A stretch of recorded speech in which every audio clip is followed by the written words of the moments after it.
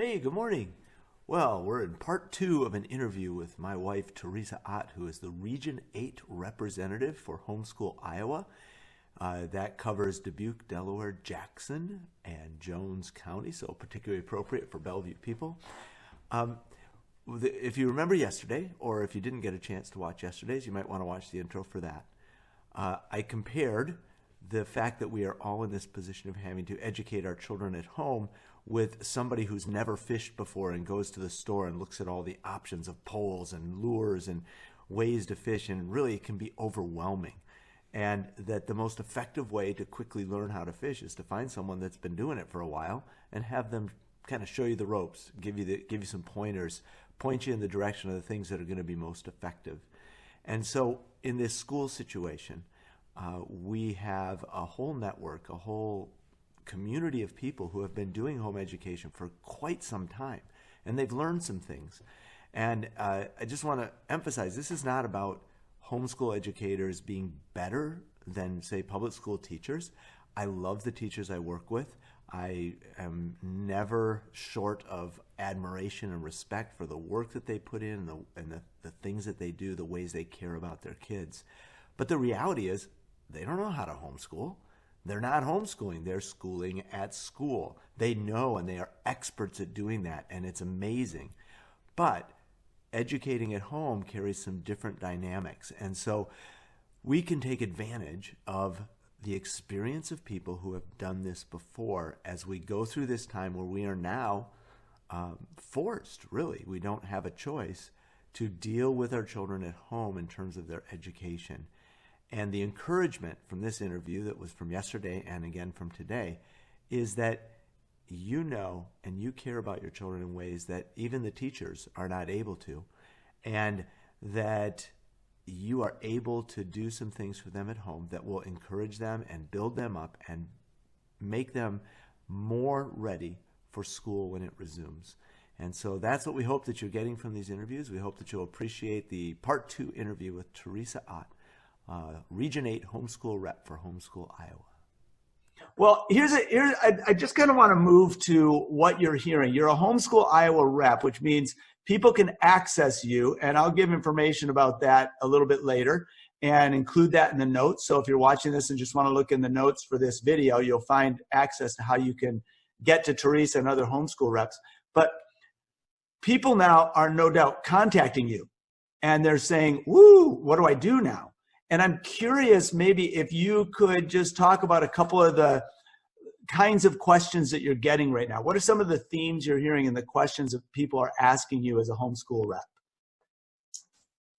Well, when the schools first closed, what am I going to do? And I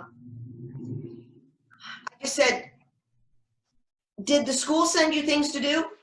Okay, then do them. And if the school didn't send you things to do, then you don't need to play school. Just enjoy your family. Take advantage of this time to be with your kids and do the things that you always wished you could do, but you never had time because you always had someplace else to be. Because both of you, both of you meaning the children and the parent, neither one of you can leave the house right now. So those things that you kind of wished you could do that you never did, do them. You want to cook? Great. That was something I hated doing. But you want to cook with your kids? Do that. If you want to craft, do it. If you want to, garden, whatever it is you always wished that you could do, but you never had time because of this, that, and the other thing, schedule, do it.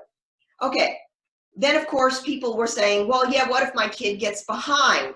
And now this applies immediately, but it's also a big fear of parents when they bring their kids home that they're going to ruin them, that this experiment in doing something different, swimming upstream, to use the fish analogy, this is going to ruin their children. And nobody wants to ruin their children.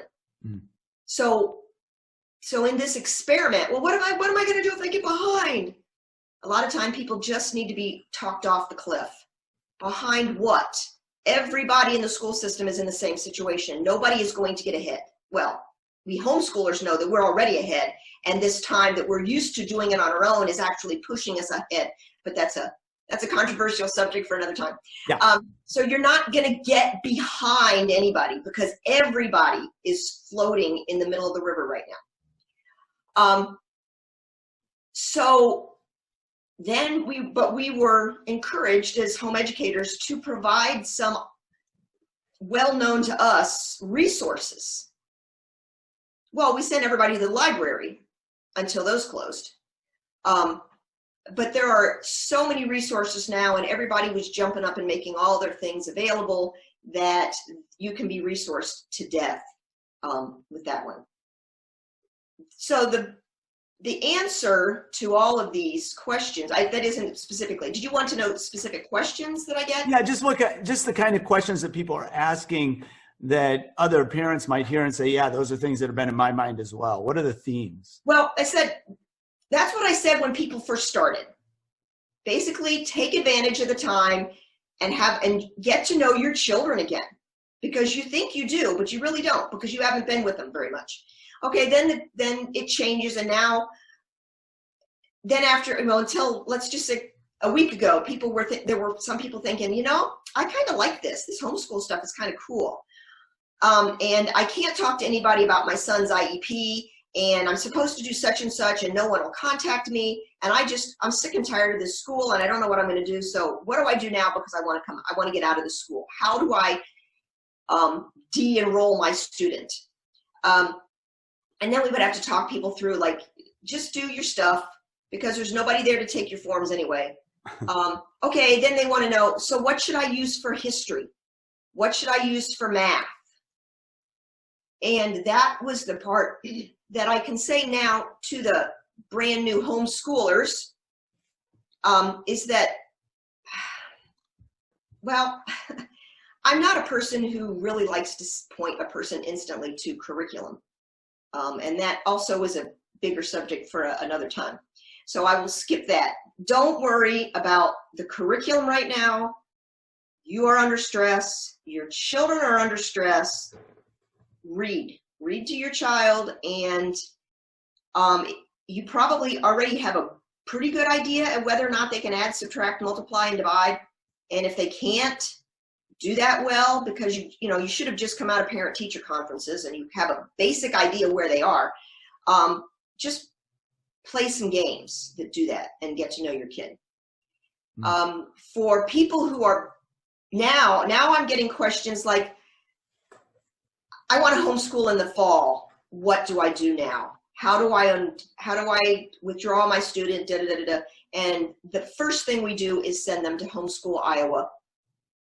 Because, to be honest, these parents are so used to being told what to do with their kid, they have no confidence in themselves to figure that out themselves.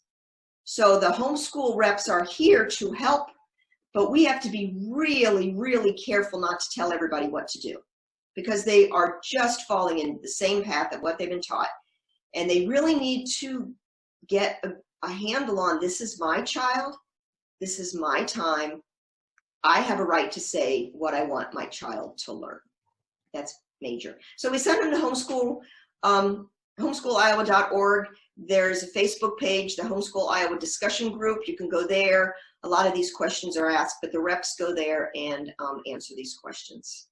Really good. And so if you go to that website, you'll also find probably like some narratives that you can look at that answer some of these questions. All of those questions, all of the questions. How do I withdraw? What forms do I need? How do I do it? Tell me what to do.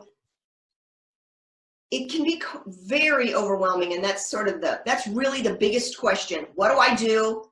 Then we send them someplace, and then they come back and they say, I don't understand any of this stuff. What do I do? And that's where we talk through, well, first of all, you don't need to do anything right now. School is closed. Done. They're done. This is gravy. You get the dessert first. Do what you want. When the school system figures out what they're going to do, then you can decide how you want to respond to what the school system is going to do. Really good. Really, really good. This is amazing stuff.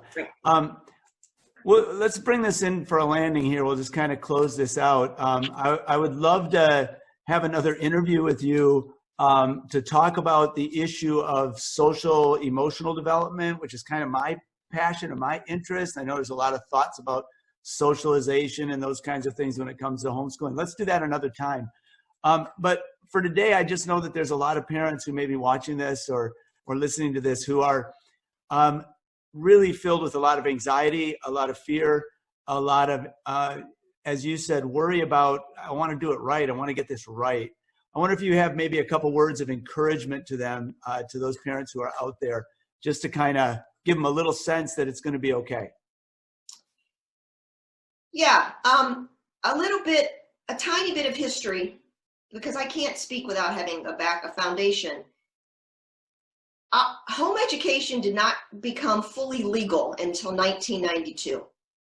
But there were people who brought their children out of the school system in the 80s because most of these people were Christians who, for one reason or another, did not trust the direction that the public school and the state mandated curriculum was going, and they didn't want to do that because on some level, not on some level, on a level, they realized that these children were given to them by God, and they have the responsibility of raising these children, and that they were more concerned about answering to their higher power than they were to the state about whether these kids came out okay.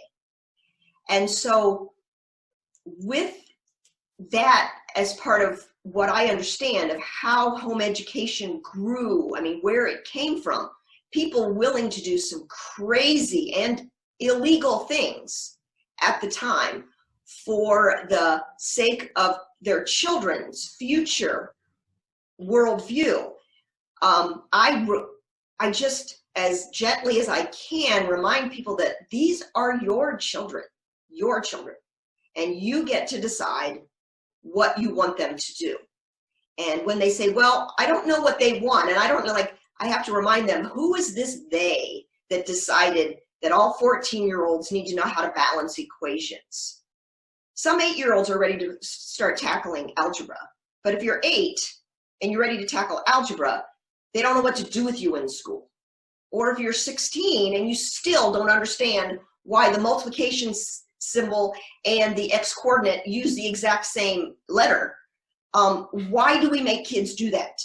And so I have to I will give those crazy examples to let people know that people have already thought about these things. And then I will say that there are a lot of people with special needs kids who are so dissatisfied with the way things are going in the school, but they have no concept that they can do it. They can do it themselves. And I will say, and I'll say this to remind my husband, that there were one day when I was emoting and flying off the handle about something that I just said, well, geez, I can do that as bad as the school and I can do it for free. So there's times that you just have to remind yourself that these are your children and you know their frustration level, you know how to do it. And it's not fair to kids. And then just understanding children and that how unnatural it is to expect a kid to say, maybe you've got a child that really doesn't dig math, but they're kind of getting it. Oh, they can kind of see the light. And then the bell rings and now they have to put the math thoughts away because now it's time to go to PE. That's extremely frustrating for a child, and it's not good education. Let the kid figure out what they want to do and then take a break and then go to PE. And at homeschool, that means go outside and run around or go shovel the snow or something. So I just try to remind people these are your children and you're not going to ruin them. That's great stuff. Yeah, it's a crazy time. There are a lot of things going on for parents.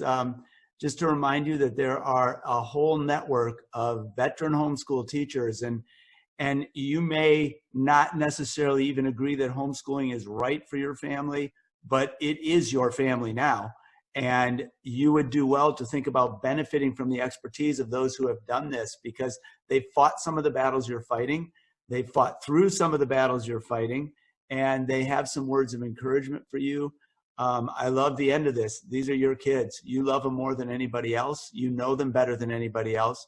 It's a unique time that's been given to all of us to really cement and solidify those relationships we have at home.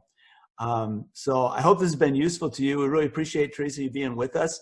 If you go to homeschooliowa.org and go to the representative section, you'll be able to find Teresa. She is the homeschool representative for Region 8, which is, I don't think I mentioned this earlier, Jackson, Jones, Dubuque, and Delaware counties. So for those of you in Bellevue, Teresa is available to you. You can contact her through the Homeschool Iowa website. And if you contact her, she'll be happy to answer any questions you may have. And I think we'll be having you back again to talk about that social emotional development. So thanks very much, Teresa. I'll actually see you in a couple minutes. I know for those of you that haven't figured it out, she's upstairs and I'm downstairs. We're in the same house, but that's the way you do these interviews. It makes it look like we're in different places. So thank you very much, Teresa. Have a great day. All right. Well, I sure appreciated that. And of course, I can talk to Teresa anytime, but if you want to talk to her, go to homeschooliowa.org, go to the Representatives tab, and look for Region 8 Rep Teresa Ott.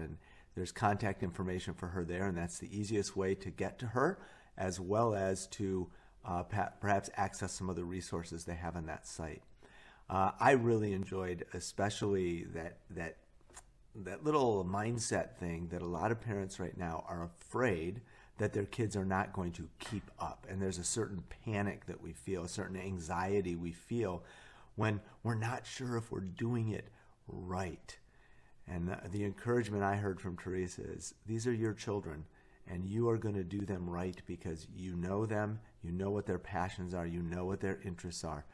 And take some time to be confident in knowing that these are your children and that you can help them in ways that nobody else can, even as you look forward to a day when they can maybe rejoin their classmates and come back into a regular school setting. That what's happening right now is happening to everybody. It's not just happening to you, and that we're kind of all in this together. I saw some nice memes, and maybe you've seen them too, that the teachers are a teacher meme that basically said, hey, when your kids get back, we'll take care of them. You just take care of them now. Because what they really need to know is that they are loved, that they matter, that they're important, that they have value. And those are things that parents can do for their kids that teachers can do, but not at the level parents can. So focus on those things, love your kids, help them to explore things that are of a passion to them. And in the end, we'll all get through this together.